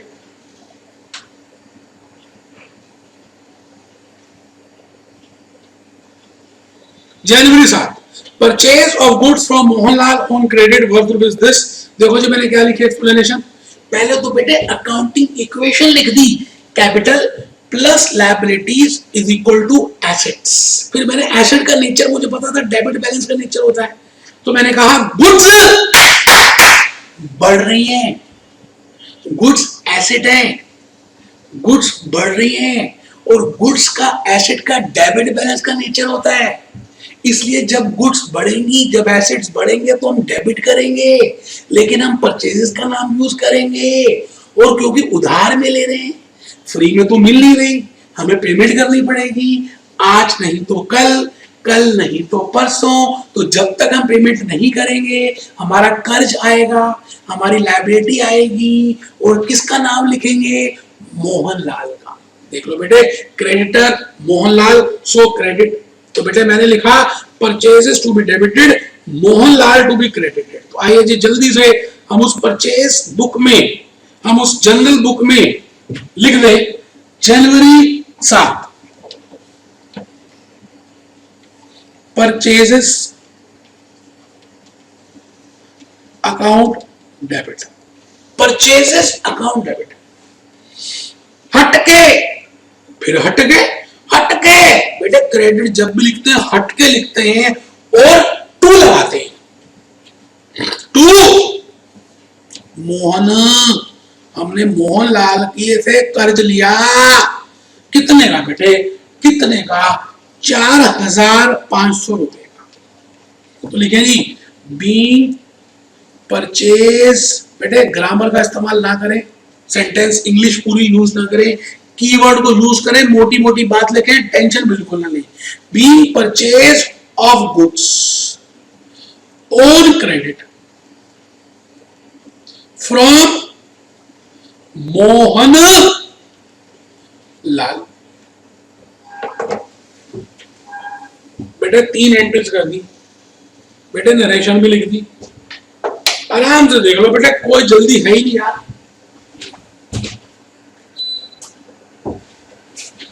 बेटे 3 एंट्रीज कर दी, नरेशन लिख दी, बिल्कुल आराम से चल रहा हूँ, लॉजिक साथ साथ बता रहा हूँ, घबराना बिल्कुल है ही नहीं, जल्दबाजी मत करना, मेरे को मेरे हिसाब से कराने देना। सोल्ड गुड्स, बेटे जनवरी 12 में आ गया। सोल्ड गुड्स टू लाला जी, हमने गुड्स को बेचा उधार में लाला जी को, 2000 की गुड्स थी, हमने लाला जी को, हम जानते थे, लाला जी ने कहा हम पैसे बाद में देंगे, हमने कहा ठीक है आप गुड्स ले जाओ और मेरे को आप प्रॉमिस दे जाओ कि ये पैसे आप इतने दिनों के बाद दोगे। सिंपल है।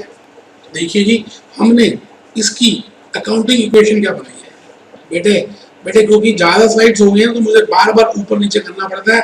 आप टेंशन मत लेना, बड़ी मेहनत से किया बेटे, आप नोट करना बेटे कमर सीधी, थप्पड़ मारूंगा जो झुक के बैठ गया या लेट के पड़ेगा। Sold goods to Lala ji for ₹2000 on credit. तो बेटे एसेट में देखो, एक तो एसेट गुड्स एसेट है, गुड्स कम हो रही है, गुड्स को क्रेडिट करेंगे, हम सेल्स का वर्ड यूज करेंगे, पैसे नहीं आ रहे, प्रॉमिस आ रहा है, तो लाला जी मेरे डेटर बन गए, डेटर को डेबिट करेंगे क्योंकि मेरा डेटर एसेट है, एसेट का डेबिट बैलेंस नेचर होता है। तो मैं एंट्री करूंगा, पहले लिख लो डेटर को डेबिट, डेटर इंक्रीज हो रहा है, लाला जी इंक्रीज हो रहे हैं, ₹2000 so debited, Lala ji will be debited, goods will be credited. Lala ji मुझे प्रॉमिस दे रहे हैं ना, लाला जी मेरे डेटर बन गए ना, डेटर बढ़ रहा है ना, डेटर एसेट है ना, एसेट का डेबिट बैलेंसिंग नेचर होता है ना, जब एसेट बढ़ेंगे तो मैं डेबिट करूंगा ना, तो मैं लाला जी का नाम डेबिट कर रहा हूँ ना, गुड्स जा रही है ना, गुड्स एसेट है ना, गुड्स जब कम हो रही है तो मैं क्रेडिट करूंगा ना, क्योंकि गुड्स का भी तो नेचर डेबिट का होता है। अब अगर कोई एसेट कम हो रहा है तो मैं क्रेडिट ही तो करूंगा ना। तो लिखो ना बेटे, लिख दो बेटे, कहाँ बेटे, उसी में आओ ना बेटे, आओ मेरे बच्चे, आओ जनवरी 12, बेटे 12 तारीख आ गई, 1 तारीख से शुरू हुए थे, 31 तक पहुंचना है। माता रानी का भवन दिख रहा है, सांझी छत आ गई, जय माता दी बोल भक्ता, पोड़ी पोड़ी चढ़ता जा, भवन दिखेगा, पवन दिखेगा, पवन दिखेगा। जनवरी 12 आ गई, लाला जी हट to sales, being sale of goods to Lala ji on credit. आराम से बेटे, पर्दा द एंड, पर्दा द एंड। और बेटे डेबिट बैलेंस देखिए, जरा ध्यान से देखिएगा, लिखा है परचेज ऑफ गुड्स सोल्ड, कितनी के बेटे 2000, डेबिट 2000 से, क्रेडिट भी 2000 से। मैंने पेन नीचे रख दिया, मेरे हाथ ऊपर है, आप आराम से देख लें कि क्या आपको अकाउंटिंग इक्वेशन मेथड समझ आ रहा है। जनरल एंट्रीज पास करने के लिए हम कुछ भी रट नहीं रहे, हम लॉजिक समझ रहे हैं, हर ट्रांजैक्शन की अकाउंटिंग इक्वेशन देख रहे हैं, फिर दिमाग लगा रहे हैं और एंट्री पास कर रहे हैं। बेटे 12 तारीख के बाद मैं अब आगे चलूंगा, मैं आ गया जी 16 तारीख, पेड वेजेस। बेटे हमने मजदूरी दे दी, हमने उनसे सर्विसेज ली थी, हमने मजदूरी दे दी। बेटे एक्चुअली में मजदूरी नहीं दी, कैश दिया है। जब हम वेजेस देते हैं, जब हम सैलरीज देते हैं, जब हम कमीशन देते हैं तो कैश देते हैं।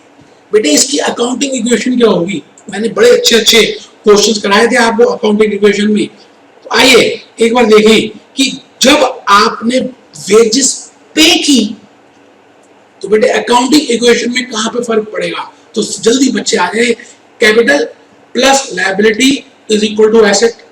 बेटे वेजेस झूठ है, आपने कैश दिया है तो कैश एसेट है। जब आप कैश दोगे तो कैश कम होगा, कैश डिक्रीज हो रहा है, कैश का डेबिट नेचर होता है क्योंकि वो एसेट है, लेकिन ये कम हो रहा है तो क्रेडिट करेंगे, क्रेडिट करेंगे।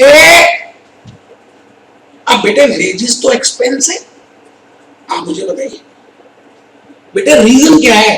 बेटे एक्सपेंस है तो मैंने अकाउंटिंग इक्वेशन में समझाया था कि जो भी एक्सपेंस होता है या जो भी इनकम होती है उसको कैपिटल में ऐड या माइनस करते हैं। अगर एक्सपेंस है तो बेटे वो एक्सपेंस हम कैपिटल से लेस कर देंगे, और अगर इनकम है तो इनकम हम कैपिटल में ऐड कर देंगे। लेकिन एक बात का ध्यान रखना जनरल एंट्री पास करते समय, हम जब भी कैपिटल में ऐड करेंगे या कैपिटल से लेस करेंगे, हम जर्नल एंट्री पास करते समय उस रीजन को लिखेंगे, उस कारण को लिखेंगे।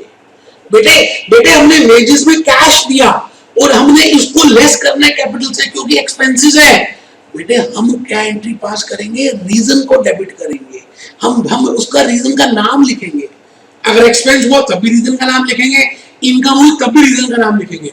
तो बेटे हम देखिए बड़ी प्यारी सी बात मैंने बड़ी एक्सप्लेनेशन बड़े प्यार से बनाई है, पहले लिख लो फिर एंट्री पास करेंगे। Capital plus liabilities is equal to assets. बेटे कैपिटल कम हो रही है, क्यों? क्योंकि एक्सपेंस है। कैश भी कम हो रहा है क्योंकि वेजेस थोड़ी दिए, आपने कैश दिया है, मजदूरी दी है, मजदूर को सर्विसेज दी है उससे। अब सर्विस दी है तो एसेट तो क्रिएट हो नहीं रहा, तो आपका नुकसान है, आपका एक्सपेंस है। कैपिटल से लेस करेंगे लेकिन जर्नल एंट्री को पास करते समय हम उस रीजन का नाम लिखेंगे। Reason of decrease in capital is wages, इसको मैंने हाईलाइट किया। Reason of decrease in capital is wages, reason of decrease in capital is wages. So we will write the name of the reason due to which, ये बात बड़ी प्यारी है बेटे, बहुत इंपॉर्टेंट है। अगर आप समझदार हो गए ना तो लिख रहे हो आप साथ साथ। बस ये लास्ट पॉइंट है, इसके बाद तो दोस्तों 1 सेकंड में क्वेश्चन खत्म हो जाएगा और आने वाले क्वेश्चंस बहुत आसानी से होंगे आपसे। बेटे हमें उस रीजन का नाम लिखना। अगर बात कैपिटल तक पहुंच गई, मैं रिपीट करता हूं, अगर बात कैपिटल तक पहुंच गई, कैपिटल तक कब पहुंचेगी बेटे? जब एक्सपेंस होगा, लॉस होगा, प्रॉफिट होगा या इनकम होगी तो कैपिटल में जाना पड़ेगा। तो हम कैपिटल की जगह उस रीजन का नाम लिखेंगे। तो जैसे यहां वेजेस कैपिटल तक बात पहुंच गई तो बेटे मैं यहां लिखूंगा वेजेस। कैपिटल कम हो रही है ना, कैपिटल का क्रेडिट नीचे होता है ना, कम हो रही है तो डेबिट करेंगे ना, तो मैं लिखूंगा वेजेस डेबिटेड। वेजेस के अकाउंट को डेबिट टू हटके टू कैश। देखो जी पहले लिख लो wages to be debited, cash to be credited, क्योंकि कैश को बता ही चुका हूं तो एलएचएस और आरएचएस बराबर हो गई। आइए जी, एक बच्चे ने हिम्मत हार दी। सर हिम्मत हार दी? हाँ, वो बच्चा लिख नहीं रहा, वो कहता है उसको समझ आ रही है, वो बेवकूफ है। बेटे साथ साथ लिखना जरूरी है। चलिए 12 तारीख के बाद मैं आ गया जी 16 तारीख की एंट्री करूं। जनवरी 16 हम वेजेस का नाम लिखेंगे, हम कैपिटल नहीं लिखेंगे। कैपिटल तक अगर बात पहुंच गई तो उस रीजन को लिखेंगे जिस रीजन की वजह से कैपिटल बढ़ी या जिस रीजन की वजह से कैपिटल कम हुई। वेजेस डेबिट हटके to cash.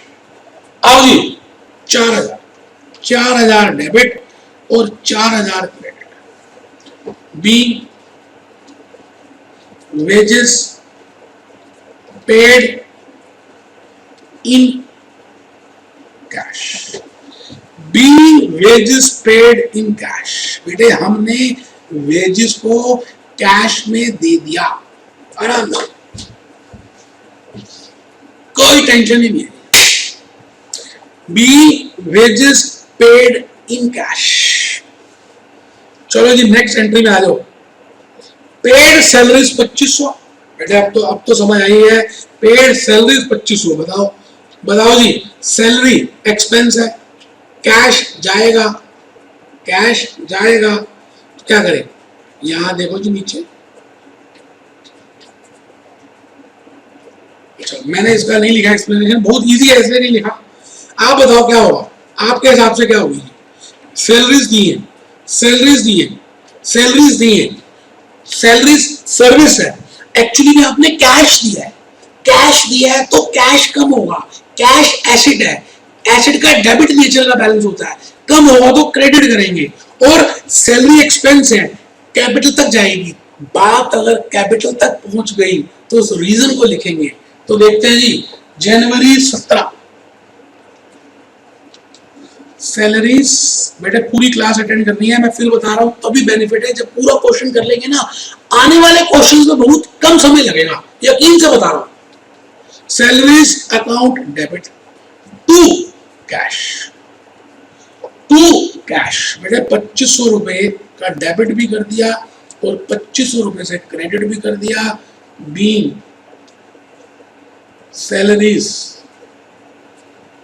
Salaries paid in cash. बेटा मैं फिर कह रहा हूं, आप नरेशन में ग्रामर और इंग्लिश का बिल्कुल भी ध्यान ना दें। मैंने नरेशन अपने बुक में आंसर्स में लिख दी है और लास्ट क्लास में भी यही क्वेश्चन कराया था, उसमें पूरी समझाई है। बस बेटे मैं तो कॉपी पेस्ट कर रहा हूं, आपको बेस मेन लॉजिक तो अकाउंटिंग इक्वेशन का बताना है, तो आप समझ रहे ना मेरी बात। चलिए अच्छी बात है। नेक्स्ट में आ जाइए, जनवरी 17 तक काम हो गया। Received commission 2000। बेटे जनवरी 22 बेटे कमीशन आई, कमीशन नहीं आ रही, कैश आ रहा है। कमीशन इनकम है, इनकम से कैपिटल बढ़ेगी, लेकिन जब बात कैपिटल तक पहुंच जाएगी तो मैं कैपिटल को क्रेडिट या डेबिट नहीं करूंगा एंट्री में, मैं उसकी जगह कमीशन लिखूंगा। चलिए चलिए चलिए, मैंने इसकी एक्सप्लेनेशन लिखी है, आपको एक बार इसकी एक्सप्लेनेशन लिखनी पड़ेगी। रिसीव्ड कमीशन, अकाउंटिंग इक्वेशन देखिए बेटे, capital plus liabilities is equal to assets. Capital plus liabilities is equal to assets. बेटे बेटे एक तो कैश बढ़ेगा जब हमें कमीशन मिलेगी, तो हम डेबिट करेंगे, और एक इनकम बढ़ रही है, इनकम कैपिटल में ऐड होती है, बात कैपिटल तक पहुंचेगी तो हम उस रीजन को लिखेंगे, तो लिखिए income, commission is the reason, so cash to be debited, commission to be credited.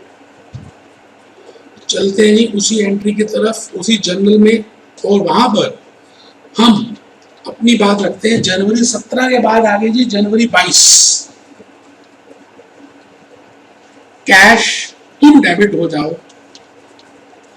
To commission. आप समझ रहे हैं ना मैंने कमीशन क्यों लिखा, मैंने क्यों नहीं कैपिटल लिखा। मैंने कहा जब बात कैपिटल तक पहुंच जाए तो आप उस रीजन को लिखना, ना कि कैपिटल को। तो चलिए जी, रिसीव्ड कमीशन 2000 रुपए और 2000 रुपए, बस बेटे और कुछ नहीं बताना, सब इसी को रिपीट करता रहूंगा। बी कमीशन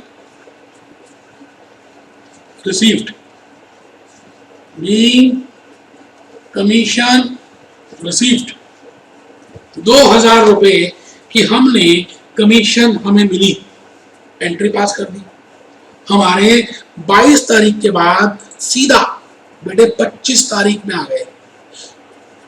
देखो जी, गुड्स रिटर्न बाय लाला जी, हमने लाला जी को सामान बेचा था 12 तारीख को, चेक कर लो जी।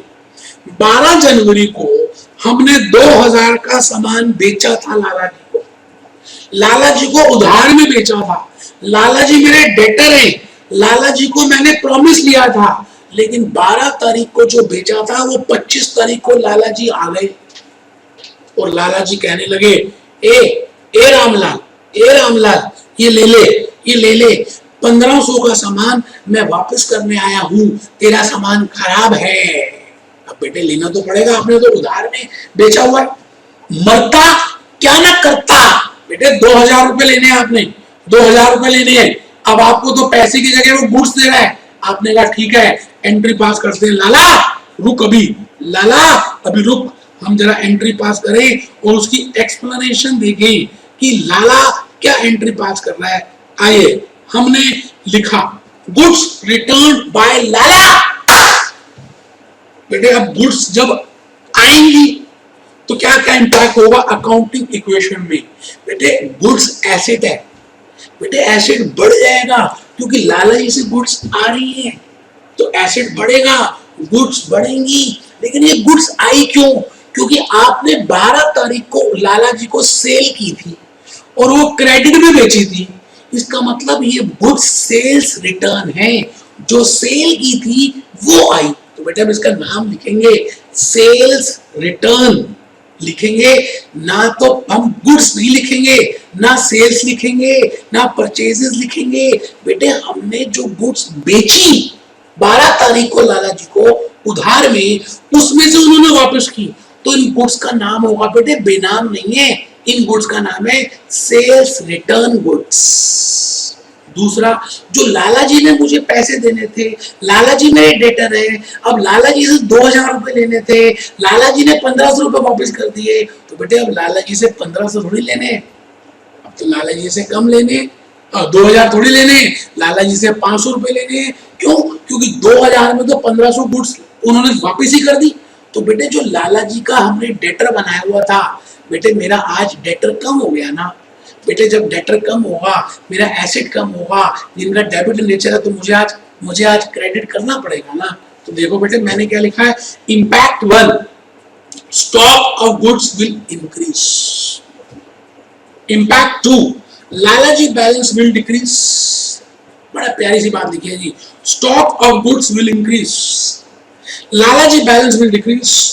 ठीक है जी, तो चेक करिए, capital plus liability is equal to asset. बेटे अकाउंटिंग इक्वेशन होती है, एसेट्स में लिखा मैंने sale return of goods will increase, Lala ji debtor will decrease.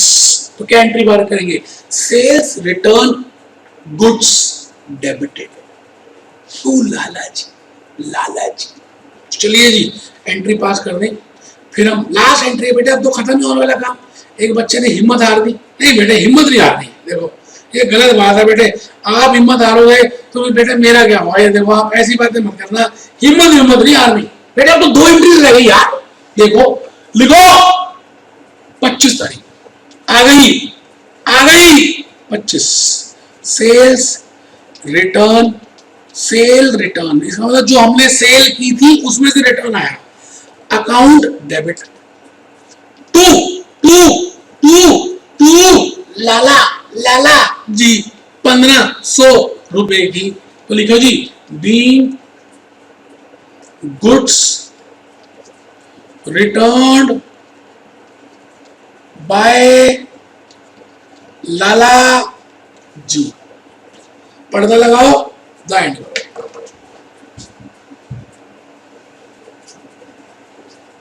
बेटा एक 2 एंट्रीज रह गई है, एक 28 तारीख की करनी है, return goods to Mohanlal.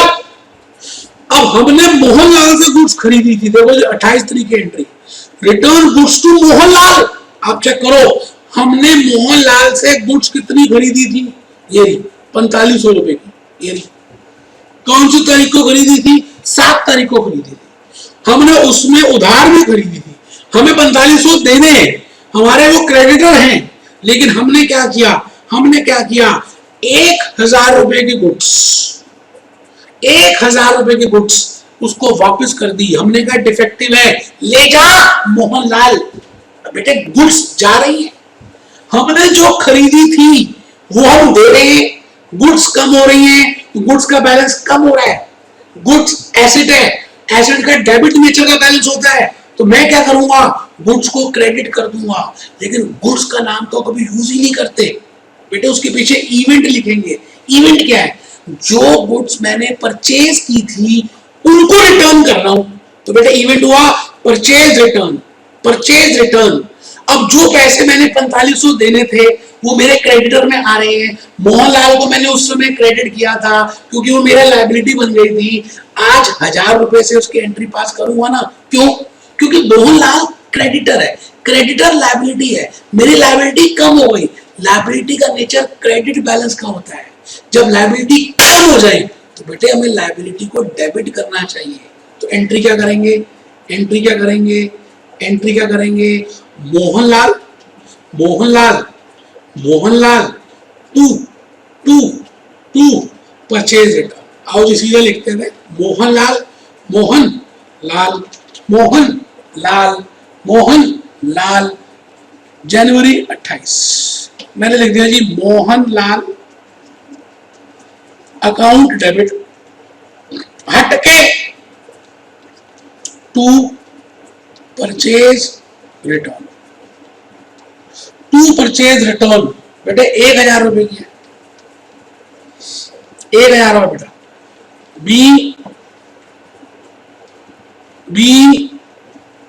B return of goods, Mohanlal. एक बच्चा कह रहा है ये आंसर तो मास्टर ने दिया ही हुआ है किताब में, फिर क्यों लिखे? और पिछली बार भी यही क्वेश्चन कराया था, वो दूसरे मेथड से। वो बेटे वो बच्चा पागल है आधा, आप उसकी बातों में था ना, आप लिखो, आप समझदार हो, मुझे पता है। चैप्टर क्लोज करो उसको। दो एंट्रियां रह गई है, दो एंट्रियां रह गई है। Cash received from Lalaji. Lalaji कहा हो लालाजी? ए लालाजी, लालाजी देखो जी, हम अकाउंटिंग इक्वेशन लिख रहे हैं, capital plus liability is equal to assets. Cash asset है, लालाजी मेरे डेटर है, वो भी एसेट है। कैश आ रहा है, कैश बढ़ रहा है 1200 रुपए से, तो कैश बढ़ रहा है 1200 से, तो हम तो डेबिट करेंगे, हम तो डेबिट करेंगे, हम तो डेबिट करेंगे। क्यों? क्योंकि एसेट का डेबिट नेचर होता है। अब अगर एसेट बढ़ेंगे तो डेबिट करेंगे। लालाजी भी एसेट है क्योंकि ये डेटर है। लालाजी का बैलेंस अब कम होगा, डेटर कम हो जाएंगे क्योंकि उन्होंने पैसे दे दिए, तो हम लालाजी को क्रेडिट करेंगे, क्रेडिट करेंगे, क्रेडिट करेंगे, जबकि दोनों एसेट्स हैं। बेटे नेचर पता हो तो बड़ी से बड़ी एंट्री कर डालो आप। आओ आओ बेटे, भूपेश आनंद, भूपेश आनंद इसी को कहते हैं जो लॉजिक बताता है। आओ जी, आओ जी। जनवरी 30, जनवरी 30 कैश, तुम आ जाओ, तुम एसेट हो। अकाउंटिंग इक्वेशन में कैश बढ़ रहा है, टू लालाजी, लालाजी डेटर है। बेटे एसेट बढ़ भी रहा है, एसेट कम भी हो रहा है। अकाउंटिंग इक्वेशन टैली करेगी कितने का बेटे? 1200 रुपए। लो जी लो, लो being, being cash, cash received from Lalaji. बेटे कारण लिखना है, कारण लिखना है कि इस एंट्री में क्या हुआ। बस जी बस, चैप्टर क्लोज करना है। चैप्टर क्लोज नहीं, क्वेश्चन क्लोज। इसको ब्रैकेट लगाओ और इसको ज्वाइन करो। लास्ट एंट्री करने जा रहे हैं भाई और बहनों, हिम्मत है आपकी, बैठे रहे। लास्ट एंट्री है परचेज फर्नीचर फ्रॉम लाली। बेटा लाली कोई और है, लाला जी मत लिखना, लाली है। आपने लाली लाली लाली जी से, लाली जी से फर्नीचर खरीदा 5000 रुपए का। अब बेटे यहाँ पे क्लियर नहीं है कि कैश में खरीदा या क्रेडिट में खरीदा।